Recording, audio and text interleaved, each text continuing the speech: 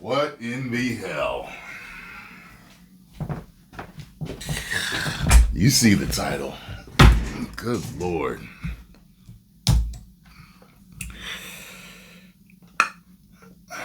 All right, let's get another perspective from on the ground. Let's bring in independent journalist Nick Shirley, who's been out there in front of that ICE facility many, many nights. Nick, thank you for being with us. And I wanted to start off this segment with something that I think is going to shock a lot of our viewers. I watched this on social media the other day. This is you being confronted by an agitator out in front of that ICE building who threatens you with violence. Listen here. What are you doing? Why are you so mad? I didn't do anything. You did. What did I do? Look. I haven't done anything. Look. Do not come back. Watch out. You come back, I'm going to smoke you, dude. Really? Yes, really. I'm Why? going to smash that camera. You have DHS watching you right there. Lasered on you. You have a sniper lasered on you right Wow. now. So he said that he is going to smoke Wow. you, get out of there, and then it looked like DHS snipers came to your rescue. They zeroed in on Wow. one of their lasers. That's what eventually got him to back down. But for people who say that there's not violence going on in front of these facilities, Yeah, I guess he figured out that threatening somebody's life like that wasn't worth losing his life, huh? Wow. They were ready for him to make a move. what do you say? It's a complete lie. There's lots of violence going on. That's just one of the many threats I got that night. And when I was walking back to my car, another person pulled out their gun and threatened me, saying, "You want to be Kirk Jr.?" I mean, these people are very dangerous, and they're unhinged. Just the other night, a woman got beat up. She got punched in the face out there, and you're seeing it. These people they think they can get away with anything. They've been out there for over 100 days. Some of the stuff I'm going to yelling, have to screaming, censor. terrorizing, and the police are nowhere to be seen, and the ICE and the ICE are all on their own out there. Yeah, you know, we heard that ERO officer that Bill Malugin was talking to a moment ago saying that Portland police aren't responding. I don't know if this is the woman to whom you were referring just a moment ago, but another reporter was out there, and she says that she got assaulted. Listen to her story. Last night I got assaulted and I immediately ran to a Portland police officer, hunted down the suspect, chased her through the streets. Portland police refused to come in and make an arrest. Imagine my anger when I go online after doing all of that about... Why did they refuse to come in and make an arrest? Why? That's what I want to know. Oh, I want to know what cockamamie excuse they had. An hour ago, and I see Portland police put out a bolo asking for the public's help in identifying my assault suspect. So she says that she had the person in her sights, but the Portland police wouldn't respond. But later on, they said, "Oh, help us find this person." Is that typical of what you're seeing there? Yeah, the police are not intervening to help the people out there. If they're reacting after the fact that it's happened, and you have the governor who was marching with these people just hours before their big rally they just recently had, and the police they're not there. They're nowhere to be found. They're not there to protect any of the reporters or to protect anybody. And it is literally lawless in that section of Portland, Oregon. So why aren't the police responding? Are they just basically saying this is a hands-off situation, you're on your own?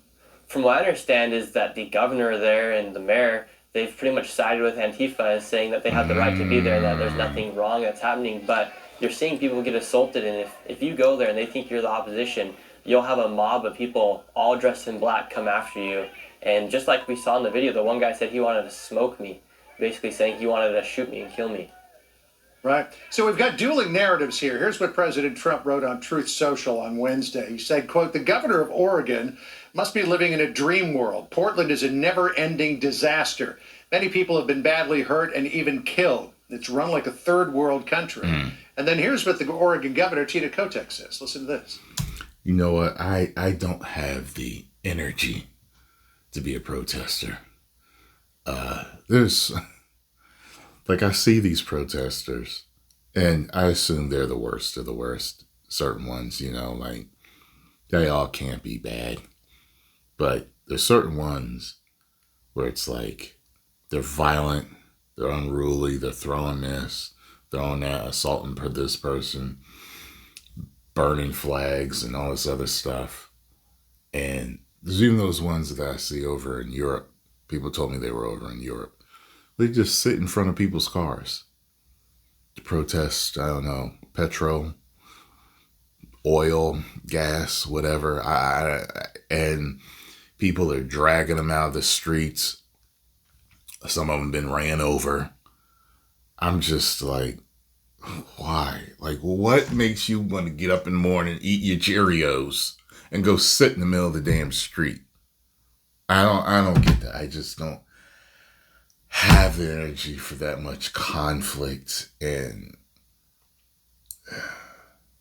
like, that's worthwhile. You can't find another way to protest gas, or petroleum, or whatever you're. There is no insurrection, there is no threat to national security, and there is no need for military troops in our major city. Military service members should be dedicated to real emergencies. They are not needed here. So out of those two narratives, who's right? Yeah, President Trump's right in saying that there's She looks rather stern there, and she's lying. The governor is.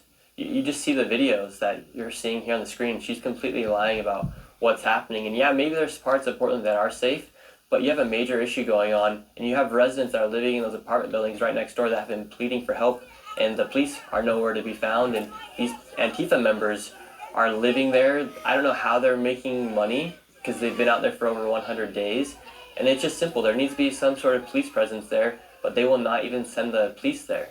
Well, you've been out there for a long time doing your diligent reporting. Have you gotten any idea in terms of how these Antifa people are supporting themselves, that they're being funded, as President Trump is suggesting they are? I have no idea, because one of these protesters even asked me, she asked if I was a protester, and I said, yeah, sure. She's like, well, we got ribs over there if you want to go eat some. So I don't know how these people are getting their food. There's apparently an apartment that's next door where they have these weird parties where they do all sort of adult activities. It's very strange what's happening. I don't know if it's a need for an investigation or if that's what you call it, but somebody needs to take a good look and start interviewing these people. A lot of citizen journalists have figured out who's in control there, and they could launch a full investigation and really get down to the root cause of what's happening just based off of what some journalists have done. All right, well, sunshine's the best disinfectant. You're shining light on all of this. Nick, thanks for joining us, and stay safe out there. Hey, Sean Hannity here. Hey, click. Man, getting his life threatened, being out there, just doing his journalism thing. What's going on up? Oh my God. Oh. He's lucky he had that sniper on the roof. Wow. That must feel empowering and make you feel safe knowing you had that type of backup. Woo! Post the comments down below. Let me know what you all think about this situation. Are you out there in Portland, Oregon? Do you know about this? Are you living it? Were you there? Let me know. Woo.